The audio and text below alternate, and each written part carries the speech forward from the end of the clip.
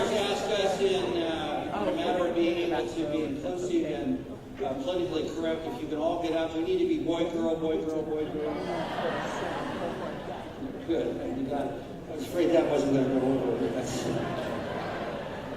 we always start with a video of kind of reviewing the past year and some great things that have happened. Believe me, this last year has been phenomenal. So if we can start the video and work with that first.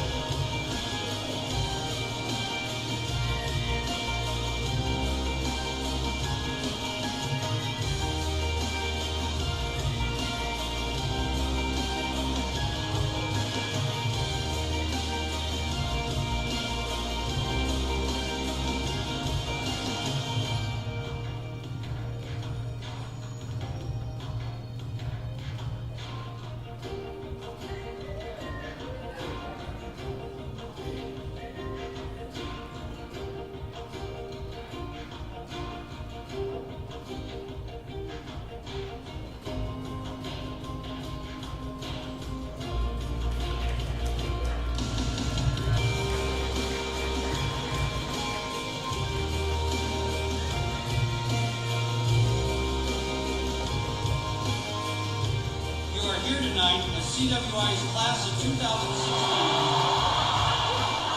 to celebrate perseverance, hard work, and success. CWI changed my life because it helped me prove to my parents and myself that I could achieve anything that I put my mind to. You have made it! Congratulations!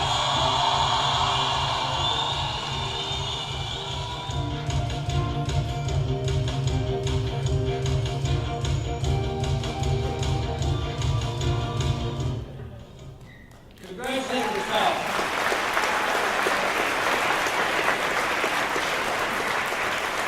Right, he was a little scary, wasn't he? I thought he was selling ammo products or something. exciting time, and you deserve all the credit. We have had a phenomenal year. We've had a great year, and we're walking into probably one of the most outstanding years we're ever going to have in the history of the college. We've got some phenomenal things going on this next 12 months, which you know, and a lot of you are aware, is going to make all the difference in the world to where this college goes and where we're going to be going in the future with the community. I want to acknowledge, just real quickly, we're going to have the house lights just for a minute. I want to acknowledge our Board of Trustees, who is in a milestone year in that the 3 remaining founding members of the college, MC Nyland, who's our board chair, Guy Hurlbut, and Mark Denham, the 3 founding board members are up for election this year.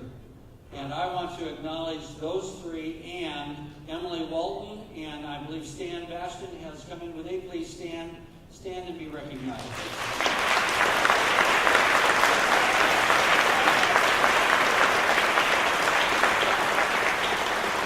These are the people that were elected out of the community that have gone forth and provided us with a vision and direction that student success is the #1 priority. And whatever it takes to achieve student success is the most important goal that we have. And that's one of our lead initiatives in the accrediting report. And we're going to talk about that in just a little bit as well.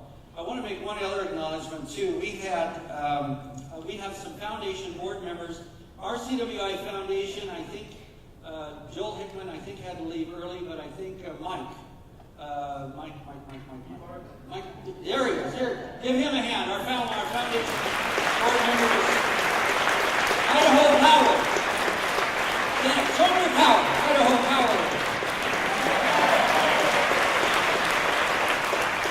The other reason I want to recognize Mike is because not only is he a close personal friend from years ago, he knew me when I was in Treasure Valley Community College, but Mike, in his leadership with Idaho Power, has provided us with an opportunity to, he's not a real good bargainer because we traded 2 or 3 acres for 8 acres, and I thought that was a pretty good deal. So don't tell him that that's not a good deal, because we now have a property adjacent on the north end of the campus as well. But Mike has been a real player, and we appreciate that greatly. I do want to acknowledge a special acknowledgement for one other person. This individual was the board chair that hired me when I came here 7 years ago. And due to the last legislative session, I don't know how many of you are aware of, they instituted zoning. So in this coming election, you have to live in a certain zone in order to be elected to our board. And you can't have 2 board members in the same zone. So out of the zoning issue, we are in a situation where we will lose one of our board members who's been the board chair when I came originally. And I will tell you that he has been an invaluable asset to this college and to this community, and has given his time, energy, and commitment, and volunteered and dedicated himself to the success of CWI. So please give Guy Hurlbut another big hand.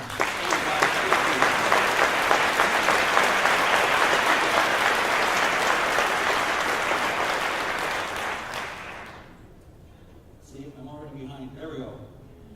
We also had one of our original founding board members was Hatch Bert. And Hatch passed recently. Hatch was on the original board appointed by the governor. And he has just established, his family, he's passed, so his family has just established a $10,000 plus, I think it's almost up to $18,000 now or more, for student scholarships. So we are finding, we're not Harvard, we don't have $52 billion in endowed money. But you know what? We're on our way. And it is the first signs of when you start establishing endowed scholarships, because of great people that have been at the college, other people rally around them, and we're going to find that we're going to have the kind of financial support in the future coming down the road that's going to provide our students, most of our students need some kind of financial aid. This is going to provide our students with some great resources and leverage to help make them successful. So please give the Hatch Bert Scholarship Foundation, give them a hand.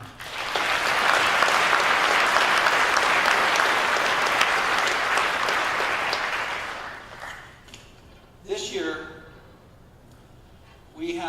Guys, this is going to be one of our most dramatic years of the history of the college. We have some big events this year. And as you all are probably aware, if you've been on campus any time at all, if you're brand new, the accreditation, I can't believe 7 years has gone by already. But we have been working on this project for 7 years. So the accreditation this year, we have a visit in October, our final visit before we get standalone accreditation.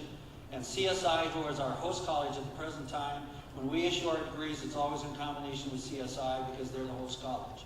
And they're accredited right now. We're looking at going to Seattle, having the visit in October, and I'm going to have David talk about the accreditation process. But we're looking at going in January to go before the commission, Northwest Commission on Colleges and Universities, and hopefully we will be fully accredited, have our standalone accreditation in January 2017. Right behind that, as you, most of you, all of you in this room must be aware, because everybody has been involved for over a year on the strategic planning process. And Craig Brown has led the charge on that one and brought people in, and believe me, I think everybody's been involved in this exhaustive process of putting together a strategic plan. Now, the strategic plan, yes, the first step is the 5 years, but we actually looked at 2040. And we're looking out saying, what are we going to be in the future, and what do we need to be doing in the next 5 years to position ourselves? Many of you may or may not know, but the consultants that came in and did the review said that this is a college that over the next, by 2040 or sooner, quite frankly, quite a bit sooner, could be at 35,000 students. And if you have any idea, the universities in this state, BSU's the largest at 21,000 right now.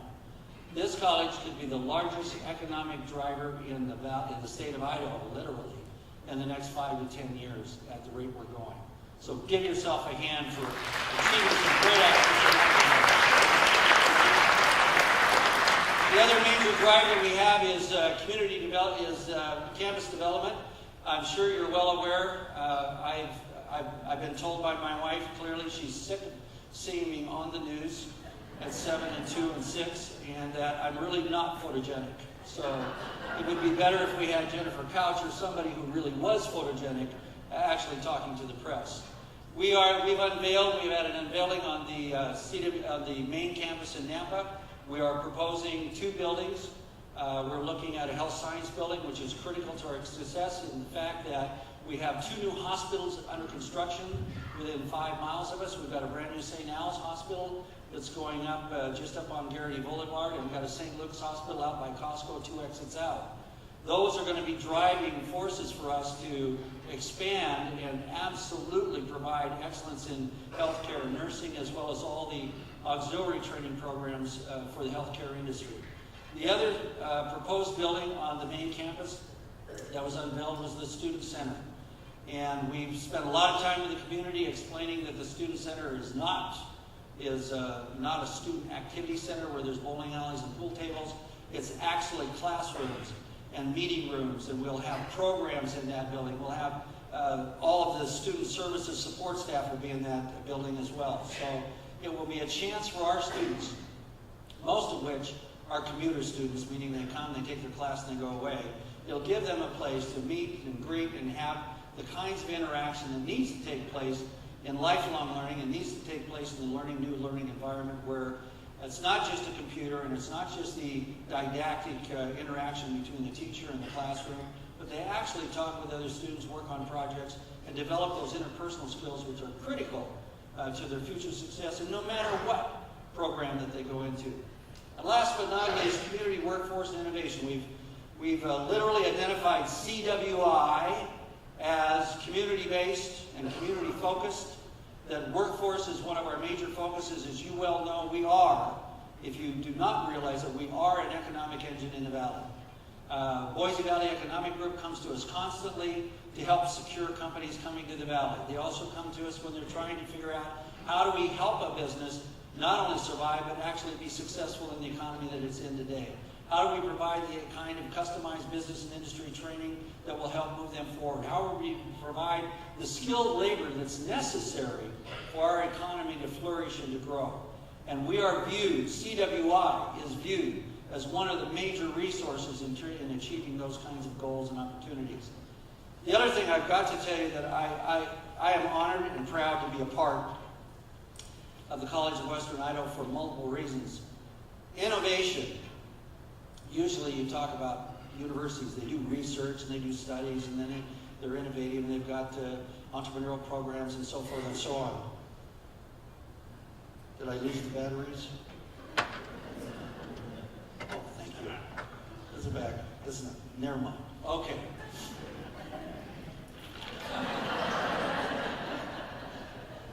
Where was I? Oh, innovation. Innovation is something that CWI is being acknowledged and recognized for in multiple ways. We were the first, and our academic English. Where's our English program? Have the English program stand up. Stand up. Anybody that's in English. Stay there. They are. Somebody.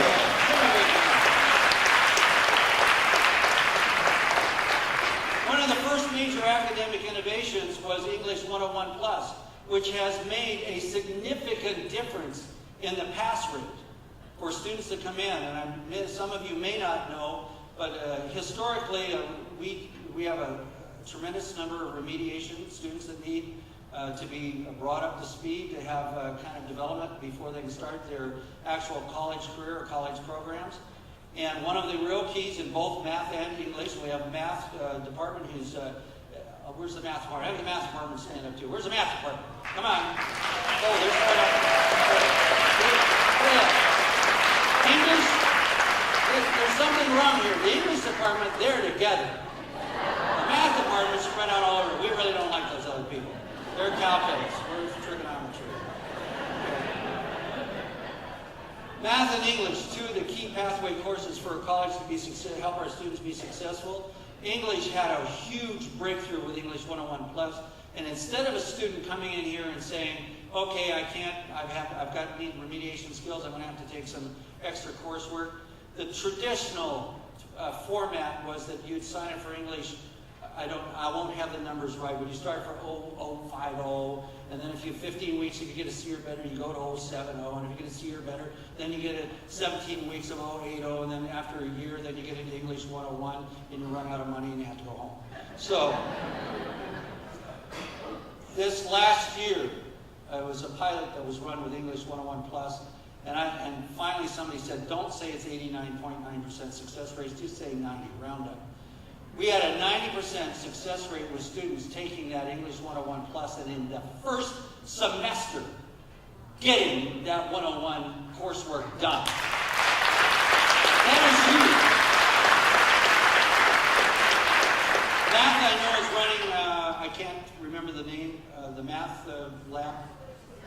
Solutions, math solutions. And we are looking to develop the same kind of success rate there.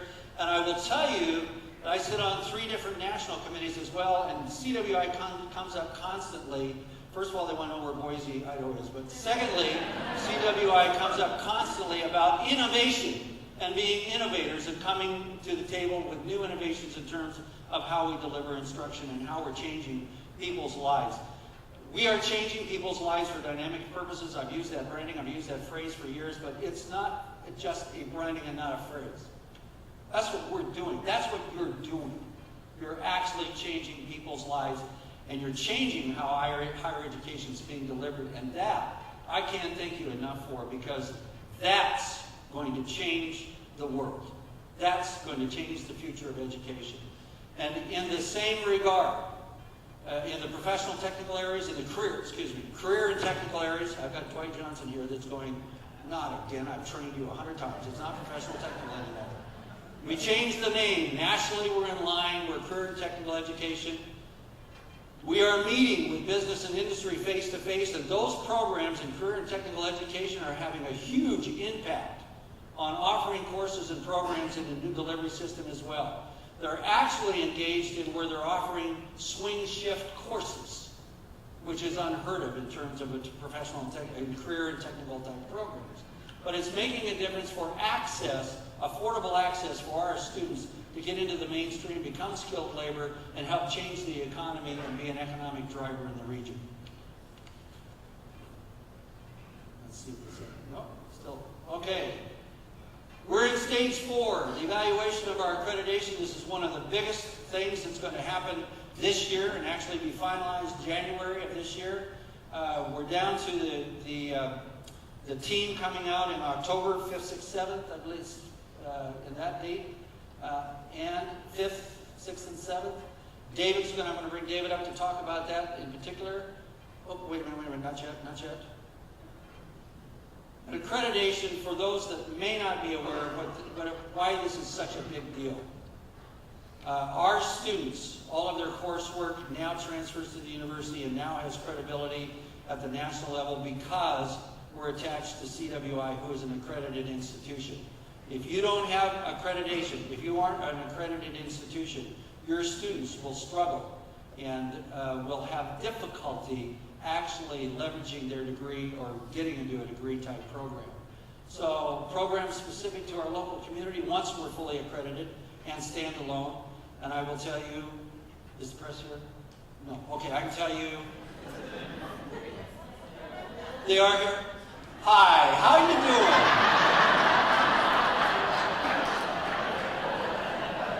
It's been a wonderful year.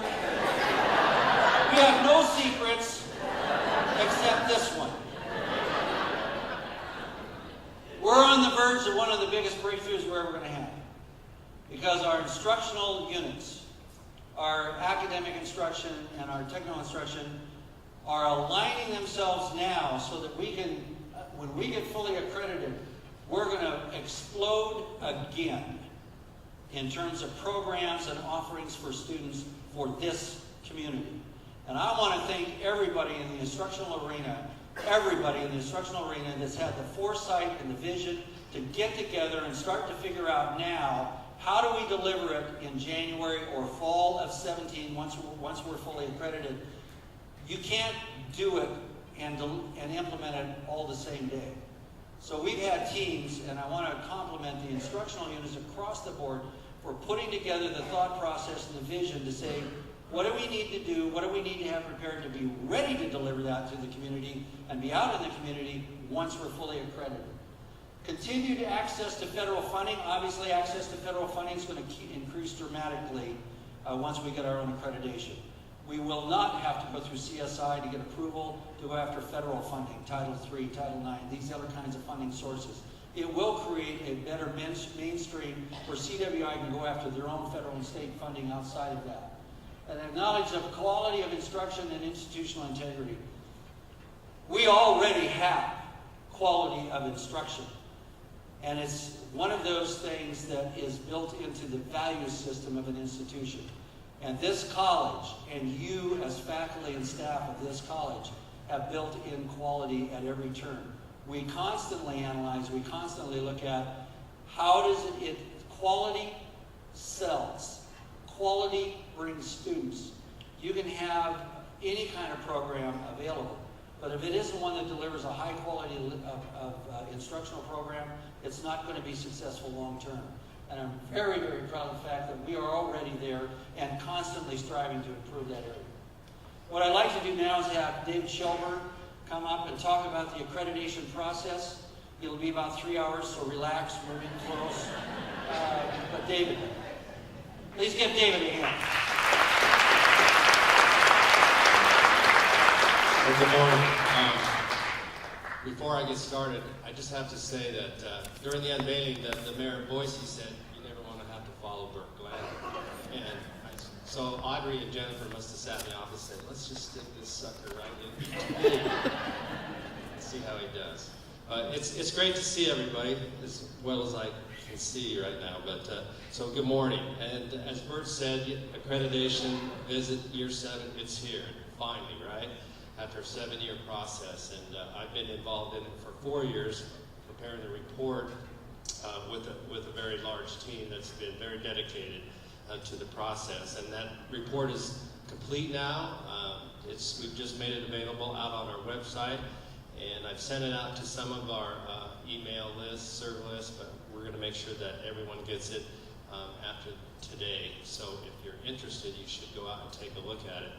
And in saying that, let's a little bit about the visit itself and the role that you all are going to play, it's going to kind of play out like this. It's going to just be a tornado, so to speak, come in like a whirlwind, and they'll be gone. 5, 6, and 7. They'll spend 2 full days doing a process of interviewing certain groups or certain individuals.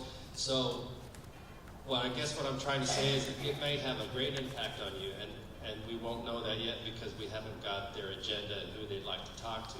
And at the same time, we'll be going about our daily lives and doing our jobs at CWI, so they may come in and out and you didn't even feel the impact of that visit because they either did not get to your area or you weren't able to meet one of the public forums that they'll offer for you to come and talk to one of the evaluators.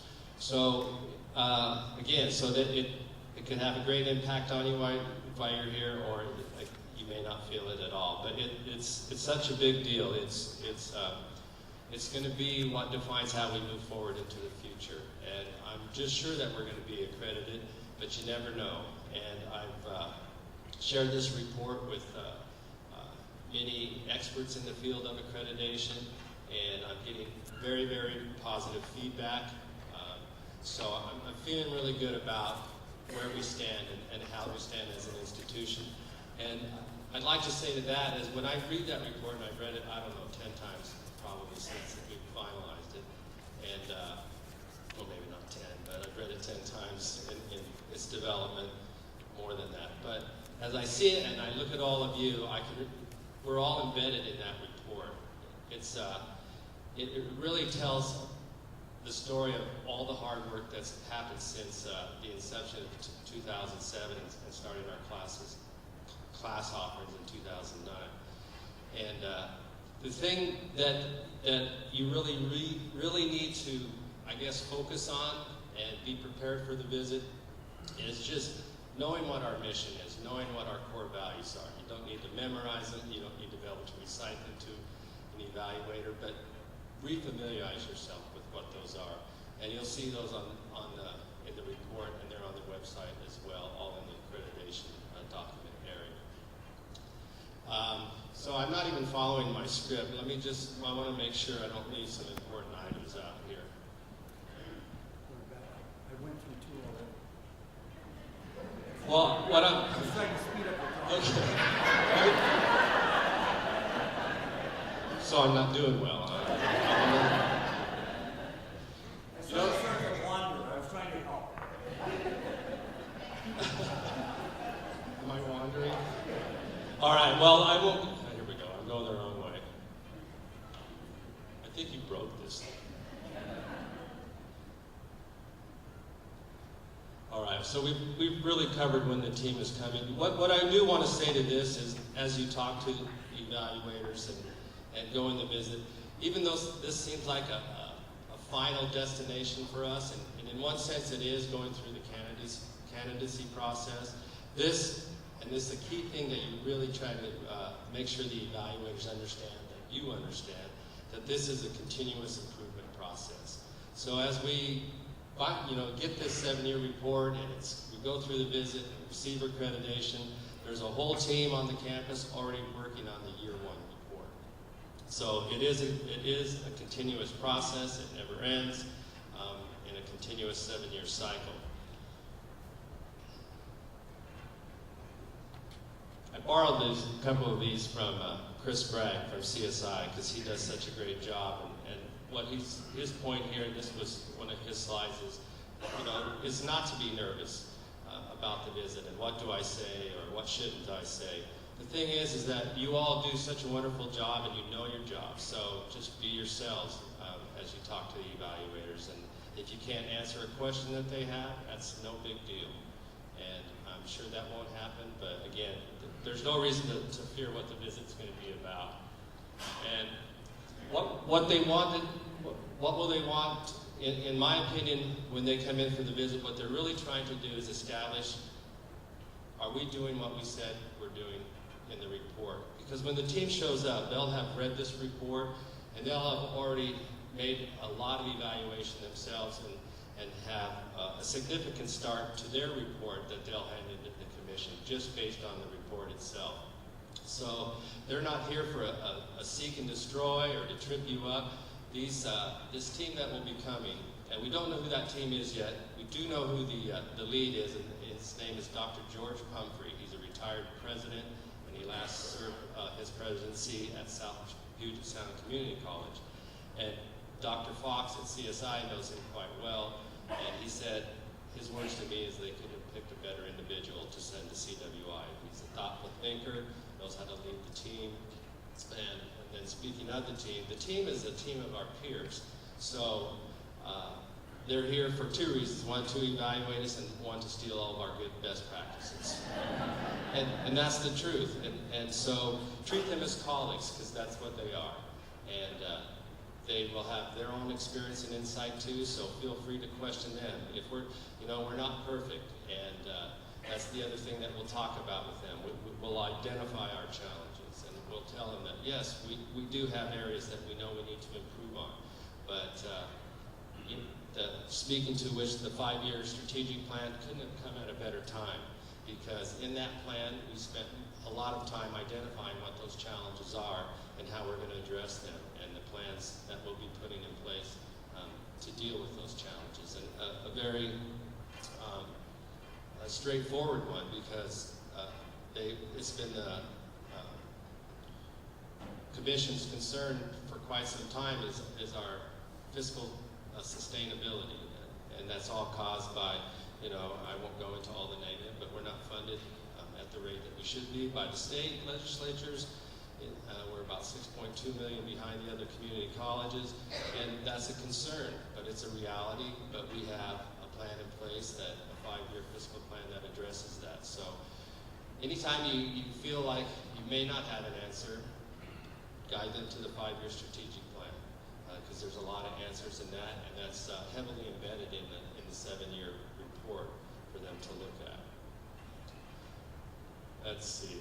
So, and this is just kind of the flow of the report, so I won't walk you through that. Again, I don't think that, I think you would find a lot of value in reading the report, so I encourage you to do so, but at the very least you should skim it. Go through the preface and look through the first chapter and read the conclusion. And it's a 138-page report, not including all the support and documents that we put with it. And so that's the typical visit.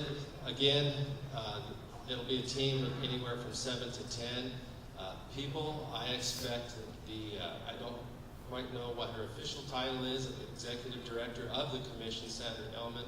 I expect her and her team to at least come down here and not be a part of the team, but they'll be a part of the visit, and I think they'll spend some time with the President, the President's Cabinet, and probably the board. So I think they'll send all the troops down, I guess, is what I'm trying to say. But they'll come in on Wednesday or Tuesday night, and they'll hit the ground running, work 12 to 14-hour days on Wednesday and Thursday, spending time interviewing people and talking to groups, running their forums, and then Friday morning they will talk to the President's Cabinet, Board of Trustees, and we can make that as large as we want or as small as we want. I don't think we've determined what that group's going to be yet, but they'll do a little exit interview with us. And to my knowledge, they'll even tip their hat a little bit of what their recommendation is going to be as far as recommending from candidacy to accreditation, or if there's some red flags, they'll discuss some of that with us there. But again, as Bert said, the final decision and the time that we get the final decision will be in January when the Commission meets. During that time, or not in January, but what we'll get from that team on Friday on their exit interview, they will go over their recommendations and hopefully some accommodations. And the recommendations is basically just like an audit, except for a Cheryl Wright audit, because she doesn't get any exceptions. But in the world of accreditation and all the training, the workshops I've been to, they pretty much guarantee that you're going to get recommendations, whether you're Harvard or whether you're CWI. They're going to find issues, so to speak, or things that they think that you need to address. And so what we have done in the report is we've done our best to identify those prior to, and speak to those and tell them how we're addressing those challenges. But they'll still identify those. But I hope to also that we as an organization garner some accommodations, and just such as the English 101 Plus, just items like that where we're doing such great work and serving the community in a way that many institutions don't. And so I hope to hear some of those accommodations as well. And then let's see, what's next? Well, what's next is, as I stated earlier, a team turns right back around and starts writing the year one report. So we're just in a constant 7-year cycle.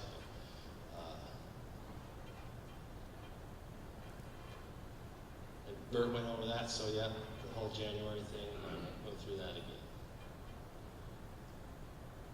And I went through how you can help, what you can expect. Again, just take pride in the work you do. You already do. And so everyone's going to be just fine. And if there are questions, I'm not going to take them now. But I will be around later, and you can email me, or you can also call me. And before I turn it back over, I just have to give one shout out, because one of the best parts of my morning was running into Charles Dickinson.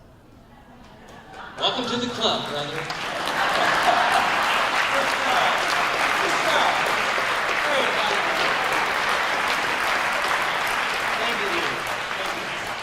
Really looking good, Charles. I know it's kind of a suck-up thing, but that's... Everything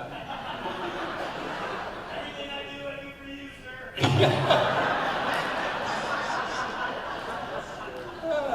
Jennifer's just having going catatonic because I just left all the notes on the podium. So, yes, we're going to wing it. We're going to roll through this back half. The one thing I want to emphasize from what David said is that one of the worst things you can do in an accreditation visit is try and make excuses for something. That's the worst thing you can do. Having been an evaluator at Northwest in years before, one of the best things you can do is say, we know physical stability and sustainability is a challenge. We know that. And here's what we're doing. We're going after these things to make it happen. We know that sustainability with the infrastructure is going to be tough on us, because we're a brand new college and we don't have 15 buildings. We don't have a fully grown campus that's been built out. We don't have a lot of these things. But you know, that's our challenge. We're looking forward to it, because here's the kinds of things we're doing and where we're going. Anytime they ask you a really tough, what they call quicksand question or whatever it is, you've got to turn it around and say, we know that. Yes, that's a challenge for us, and it's okay. Because as a team, we're gathering together to figure out how we do this and how we make it better for the Treasure Valley at large. I apologize. Is Debbie Kling? Did Debbie Kling stay? Where's Debbie Kling? Did she have to go? Oh, did she? Oh, okay. Debbie Kling, who's the executive director of the NAMPA Chamber, and also is on our dormitory housing board, is another person that you really need to know. She's been a huge, valuable asset for us in terms of supportive of CWI. If you have questions, honestly, if you have questions about the accreditation process, please get with your dean, get online, talk to one of us, ask us, because we'll tell you exactly where that process is going and what's going to happen. I'm going to kind of get through these. The planning, obviously, I can't imagine there's a person in this room that hasn't been involved in the planning process for the strategic planning. Is there anybody? Okay. Is there a brand new hire that we just got today? Okay, because that's the only way you could not have been involved. Phase 1, obviously, was in fall of 15, which was refining the mission of the Corps. And again, I want to acknowledge our Board of Trustees. Our Board of Trustees from day one has adopted the theme that student success is the #1 most important thing that we do here at the college. And our locally elected volunteer board, we do not pay them, but they invest. In fact, we have one meeting a month, except in June when we had 4, and except in July when we had 6. But we have one meeting a month scheduled. And these people are dedicated, commitment. They come off jobs, they come out of their homes, and they come here with a commitment. What can we do to make sure CWI has what they need to be the best college in the area? What is it going to take to make that happen? And our board is consistently stuck with refining the mission, vision, and core themes to make sure that student success is the most important thing in instruction. What do we need to do to make sure we're delivering community, workforce-focused, and innovation in instruction at the highest level possible? In summer, we worked through the Master Educational Master Plan, the enrollment model, space requirements, capital projects, instruction technology, and long-range planning. Those of you that have been working on that part of the process, that's been exhausting as well. But I had a boss one time that told me, he said, if you love what you do, you never work a day in your life. And I got to tell you that I love what I do. And I hope that you love what you do, and if you don't, find a way to have joy in what you're doing. Because if you're working here for the money, nobody's in it for the money. It's a really bad joke now. But the fact of the matter is, if you're here because you love what you do and you truly believe that we're changing people's lives for dynamic purposes forever, and you understand the kind of impact we have in the community, believe me, you'll never work a day in your life here at CWI. You'll come with joy in your heart, and you'll say, this is what I want to do. Yeah. Okay. Reggie. All right. Very good. My wife she gets exhausted being around me. Now she's got a 19-month-old grandson that we're child caregivers for that, and when I come home, she's exhausted before we even start talking. So. Oh, no, wait, no, wait. We have adopted the transformational college. We literally are a transformational college focused on student success. The opportunities and the challenges, the college resources that we need to identify, the long-range direction and priorities. And I got to tell you something. Another thing about long-range direction and priorities is it's great to work with a board. It's great to work with faculty. It's great to work with administration and staff that get it, that actually get it. We have to look 5, 10, 20 years out. Those that weren't here on day one, we had a 5-year plan. We pretty much went through it in the first 18 months. And that helped us then sit down and say, okay, this next 5-year, 10-year, 15-year plan really has got to look 30, 40 years out. If we're going to have the infrastructure and the human resources in place to make us be the #1 deliverer in the region, then we've got to plan for that now and figure out how to achieve it. Another thing about accreditation, whatever comes out of the accreditation study is going to help us, because it'll give us the resources, it'll give us the tools to sit down and talk with our state legislature, to talk with our local communities and say, this is what the Accrediting Association believes that we need to do to be creditable, viable, and a quality institution program. And here's the recommendations that came from the Northwest Accrediting Association. We can use those recommendations to leverage ourselves with the other resources around to help move this college forward. Future growth opportunities, obviously, to expand the educational opportunities to students. We started with 1,208 students and we're in excess of 20,000. Another part of the strategic plan to serve the diverse population. We're not serving a diverse population right now. That is one of the real priorities we need. We have huge challenges to reach out and meet the minority groups in the community and help attract them to come to the colleges. If they're not comfortable. When you're an all-white institution, it's very difficult for Hispanics or other kinds of minorities to feel comfortable coming here and feel that they're a part of the dream as well. And one of the things is we need to keep talking about the dream. Because if we don't have a dream, we can't have a dream come true. And quite frankly, they need to have hope and they need to have a dream. And when we were first established, that was one of the big explosions of why we went from 1,200 to 20,000.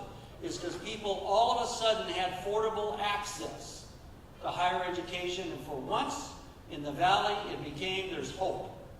And where there's hope, there's opportunity. Where there's opportunity, you're going to find that people are going to grow and flourish. And that's what we need to keep moving forward on. Address the growing economic development needs. How many of you, I think Boise at least ought to adopt the crane as the state bird. I don't know how many of you have been downtown lately. I mean, there's a new crane up every day. Oh, that's not a bird. Okay, all right. Attain competitive advantage in the marketplace. That's another thing that I'm really excited about. We have a career and technical group, and we have a workforce group that is striving to make sure we're the most competitive in the valley in terms of delivery. Obviously, our challenges, and there's nothing wrong with this. We're underfunded, yes. One of our challenges is our funding support at all levels. We need to figure out how to move that and how to leverage that needle. Capacity to meet with demand. When you don't have a lot of buildings and infrastructures, you're working out of police facilities. We are very, very creative, and one of the other things that's coming in the strategic plan is that there is a, Craig, help me, strategic initiative on online campus plan. We're going to have 2 physical campuses, and then we have James Jensen brought in a phenomenal report to the executive team, to the cabinet. James, where are you? Stand up. Big knowledge. Where are you? Come on, James. You're here. I knew you were. I saw. There he is. A phenomenal business detailed plan that he'd worked with faculty and staff and worked through, and it has huge potential for us to establish that 3rd campus, that online campus, with a significant number of students attached to it without any physical facilities. And that's going to be one of our big breakthroughs in this next year. Keep the cost low and the quality of programs high. The cost, I will tell you, is one of the major drivers, and the other major driver, many people will say, well, why are you building a 2nd campus in Boise? National studies show that for community college students, anything over 15 miles, you start losing it. If you can stay within a 15-mile radius, and one of the reasons we selected the site that we have in downtown Boise is that you draw a 15-mile circle around that, or 20. That's the mass population that's going to be going to that campus downtown, except for a specific program area. Cost, our board has continually driven home the reason this college was established was affordable access. Affordable access is critical to the valley as well, and we're delivering on those. Next steps, 5 years. Advance student success, promote and invest in the development of quality instruction, initiate connections and partnerships to support economic development and meet community needs, demonstrate fiscal stability and sustainability. That's going to be one of our big challenges long term. Ensure operational sustainability and compliance. The bigger you get, the more you're viewed and under the microscope to file with compliance. Ensure operational, foster the respectful community, and be a model for organizational diversity.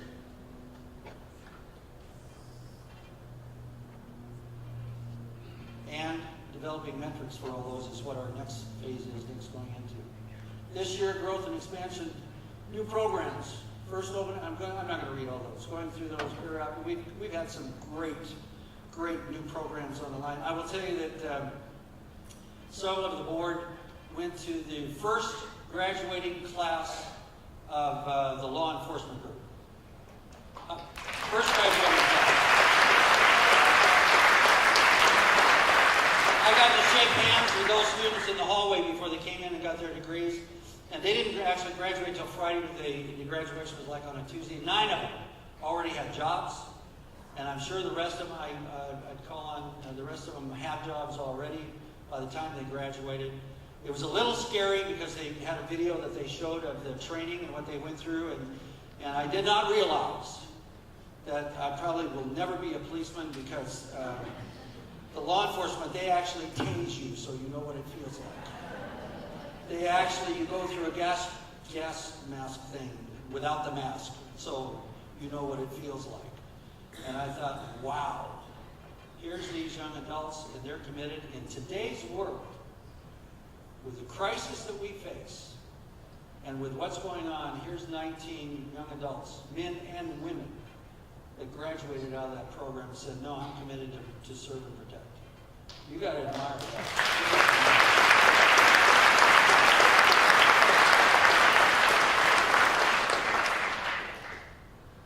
I don't know how many of you have seen this. This is our projected map, and as you can well next two buildings on the Napa campus expansion are the health science building, which you can see in the upper corner up there, and then the student center, which these you're going to hear about these over and over and over. And if you turn the TV on, we've been on the TV for the last 2 weeks over these. This is the downtown. This is the Boise conceptual plan for the Ada County campus. And yes, there's 3 different buildings in there, but P1, I believe, is the first one we're looking at to erect. These will all, obviously, will be an urban campus, and they'll be high-rise buildings. The only way to handle the capacity downtown is we don't have 100 acres or more. We got 10. So we'll be building high-rise programs downtown. And they will be in conjunction with those technologies and be hooked to BSU and the universities as well to make sure that our students have an easy transition onto university degrees and programs. This year, our board, by the way, our board had a good meeting yesterday for 16 hours, 6 hours. The board approved yesterday the strategic plan. So the strategic plan has been approved by the Board of Trustees and is moving forward in terms of with our accreditation process. They are in the final vetting stages of deciding when and where and what in November to go out for a bond development to help us. We will be talking about a capital campaign because you can't have 3 buildings on the books and trying to develop infrastructure that way without some kind of capital campaign. And we will be working on legislative funding requests because this is critical of our financial sustainability long term.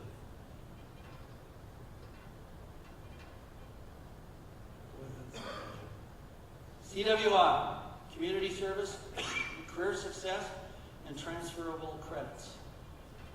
We are all, I'm speaking to the choir on this one. We are all about students.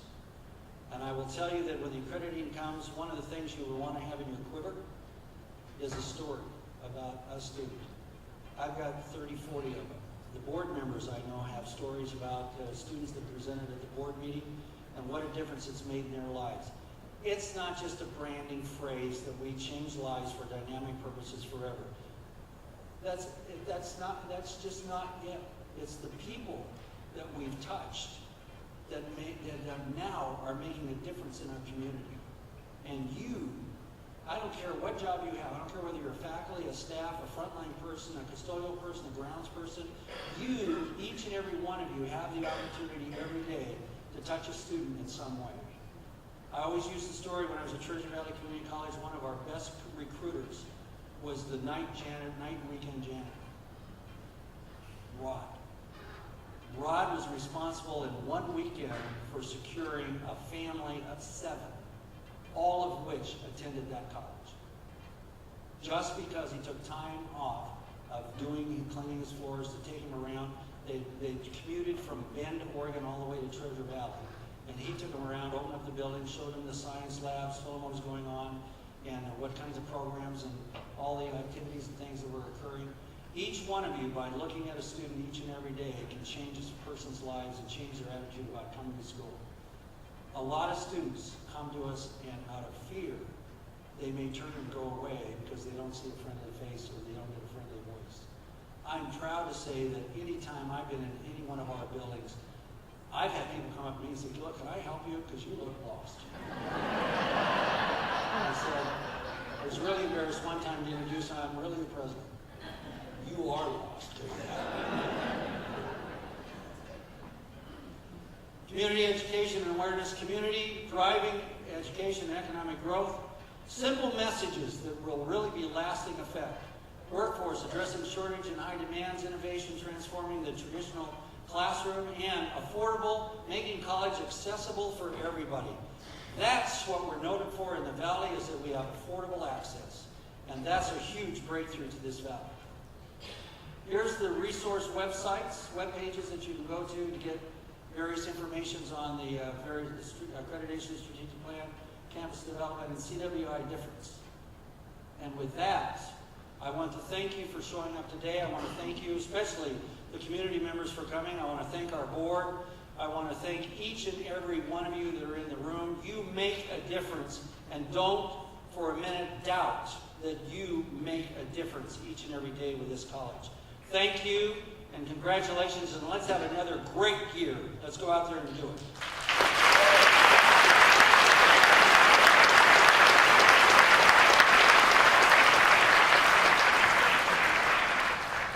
And with that, we have, we have faculty senate, and, we have Employee recognition. It's the community people, if they want to stay for this, that's fine, but we're going to move into the employee recognition, and we have people that are going to give out our 5-year awards and our employee recognition awards, distinguished staff and distinguished faculty. So, who has, okay, good. I don't have the list. Do you need this? Okay. Are you going to go? and I believe I need the cabinet. If the cabinet members are here, Come on, upstage, so we can give these awards out. Thank you very much for coming. Appreciate it.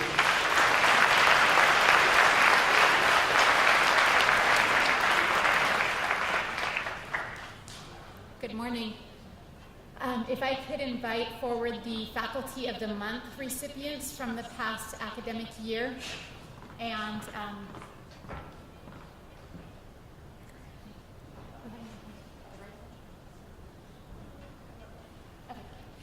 and line up here on your right side of the stage, please.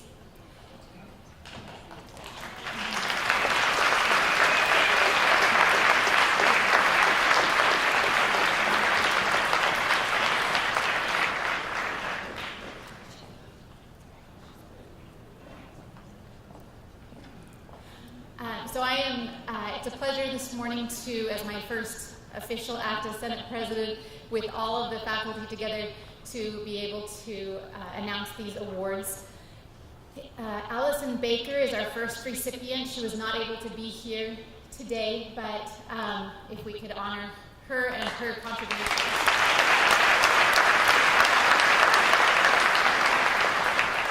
Next is Jeff Davis.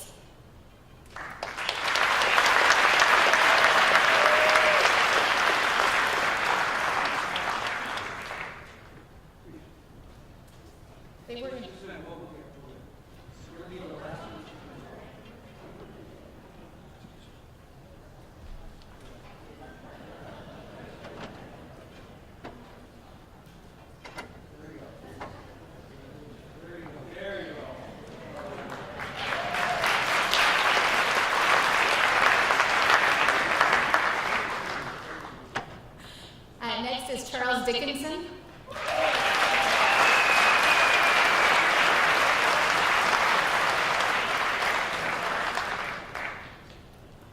Michael Douglas.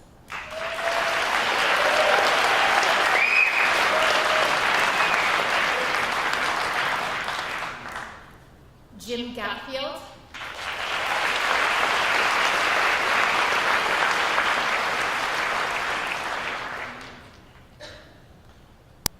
Terry Harbicek.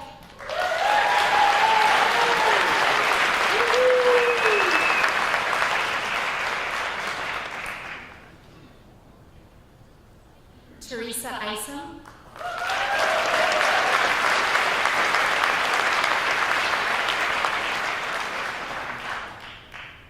Marianne Nelson.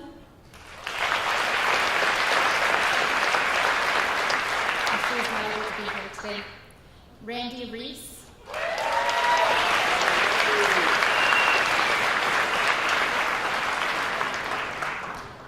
Teresa Rich.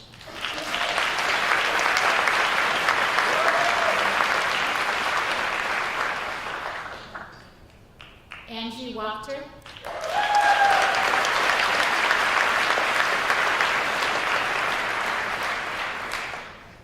And Molly Wolk.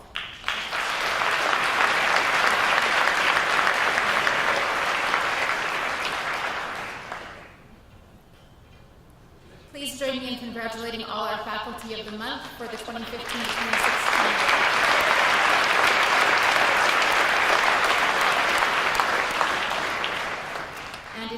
time to recognize our Faculty of the Year recipient. The Faculty of the Year for the 2015 to 2016 academic year was nominated for their tireless representation of the core values of CWI, acting with integrity, serving all in an atmosphere of caring, and leaving a legacy of learning. As the nomination expressed, this person is genuinely concerned about his or her colleagues, seeks input into decisions that impact all of us, and is a tireless advocate. This faculty member has been involved in more faculty initiatives than we have time to talk about today, but still remains primarily excited about the time they get to spend in the classroom with students, and encourages all of us at every opportunity to love learning and share that enthusiasm with our students. In this person's own words, hold on to that excitement, reflect it for your students, they take their cues from you. As he is known as much for a commitment to faculty and students as for bow ties and crazy shoes. Please join me in thanking and congratulating our Faculty of the Year, Charles Dickinson.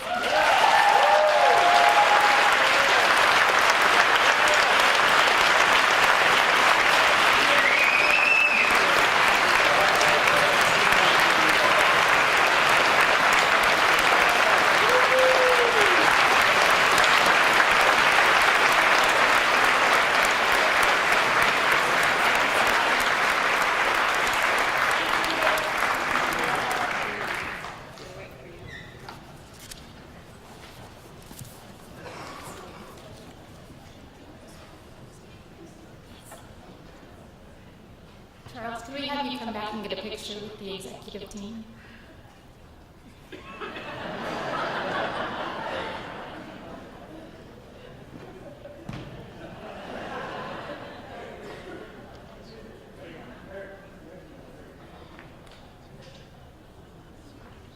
the way, this is not an engagement ring.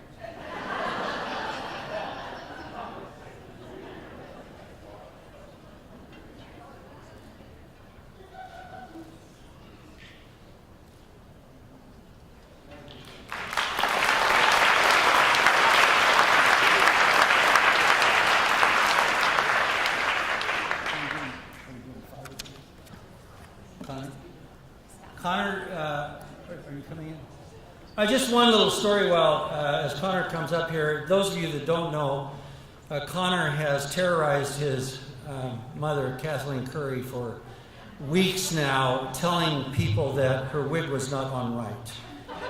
And if you know Kathleen Curry, that's not very nice. So Kathleen has requested that we have a counseling and an intervention meeting with Connor. And we've asked Connor to shave his beard so that she can get a wig.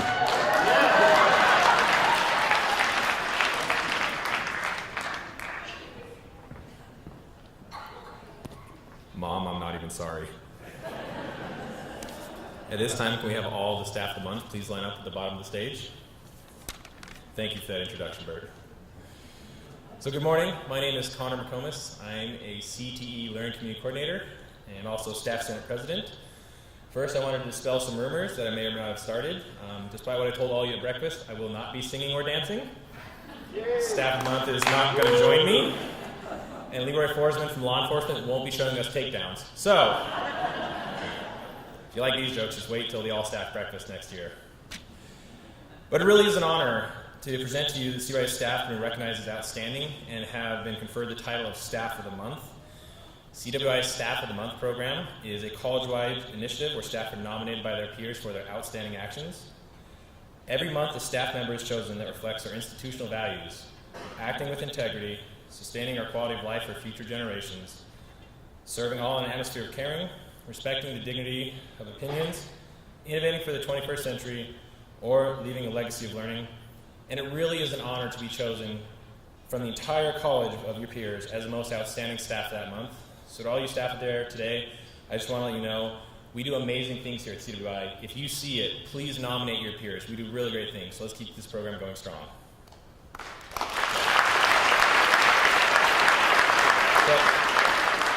I will now start recognizing our Staff of the Month recipients. So when your name is called, please come up, receive a handshake, and one of our certificates. So for August, Heather Haslam.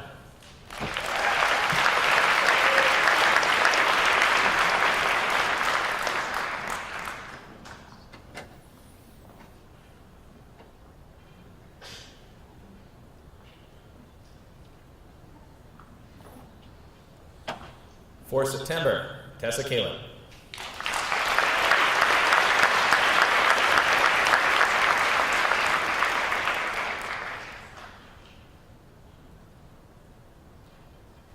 October, Kathy Guthrie.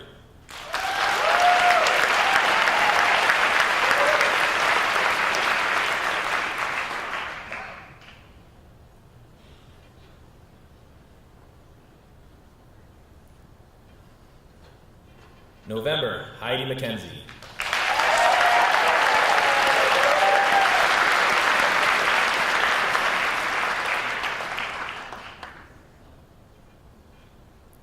For December, Chris Monroe.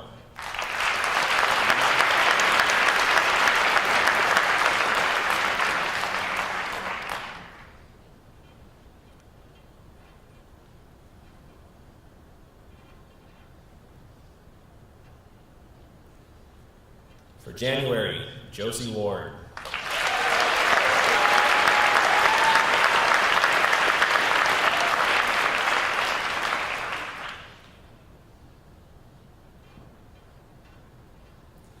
February, Katie Price.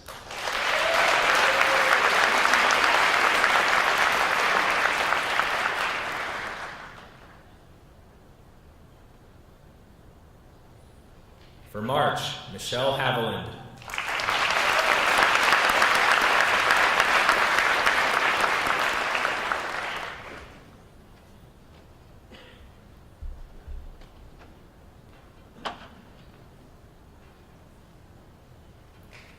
For April, Renee Watson.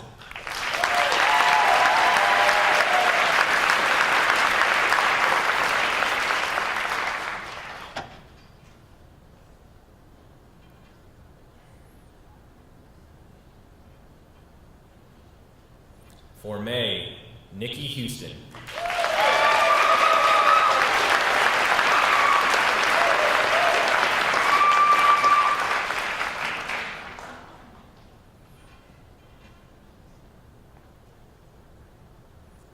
For June, Mary Harrison.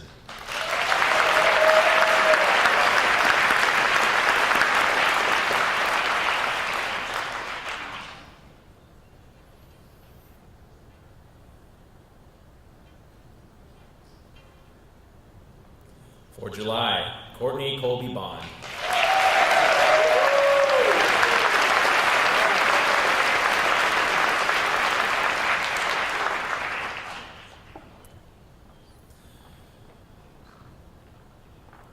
Please join me in giving them a big hand. They've worked very hard. They deserve recognition.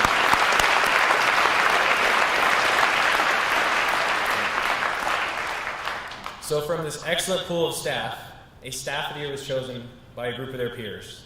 I will now announce the Staff of the Year award. This staff member is a wonderful representative of her department. This staff member has great communication and is timely in her replies. This staff member improves processes so that everything runs smoother and more efficient. She will also ask the questions and drive for those most effective and efficient processes while keeping the customer in mind. This staff member has become a wonderful partner to multiple departments who work with her to ask her advice and ensure they're following policy. This staff member is compassionate to everyone, but never loses sight of her duties to enforce compliance and policy for the college. She also has the velvet glove when adhering to policy and telling others they are in violation without making them feel that she is chastising them or looking on disapprovingly. This staff member has opened up the lines of communication for everyone to feel safe in asking questions and receiving guidance from her and the business office. This staff member has been the face and driving force to improving customer service in the procurement area. She enjoys helping and engaging with everyone wherever she can. What shines through is that she is a very kind person. I know from experience this staff member is all these things and more. She very patiently has answered my questions time and time again, as recent as this morning. Please join me in congratulating the 2015-16 Staff of the Year, Renee Watson.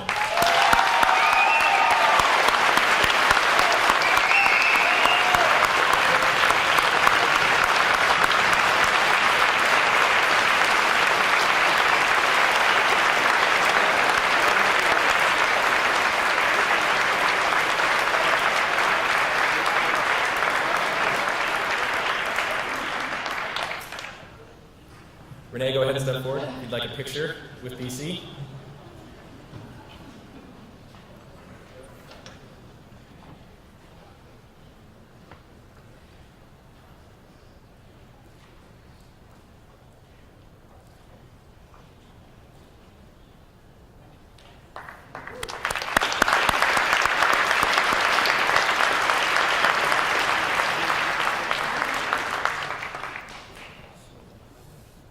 I'll now turn it back to Bert for the 5-year service awards.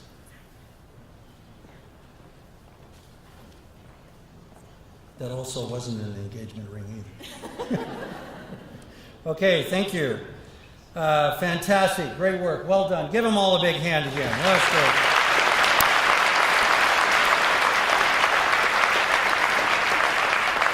I truly enjoy this. This comes right behind graduation every year. That's one of my favorite things to do. As part of the job in helping recognize those individuals that go above and beyond every day at CWI, it's amazing the staff that we have. It's amazing the people. They just astound me every day in terms of their achievements and accomplishments. Since my start here at CWI, I've witnessed the drive and the passion that continues to build and grow and change and develop into a college of the future. The strength that will fuel the growth lies in the people, in all of you here, in making a difference in the lives of students and in our community. I'm pleased to recognize yet another large and stellar group within our community that has been with us for 5 years. Since we've only been around for 8, with having students and staff and everybody around, this is an amazing feat. Could I have all of you celebrating your 5-year anniversary please stand, all of you that have your 5-year anniversary.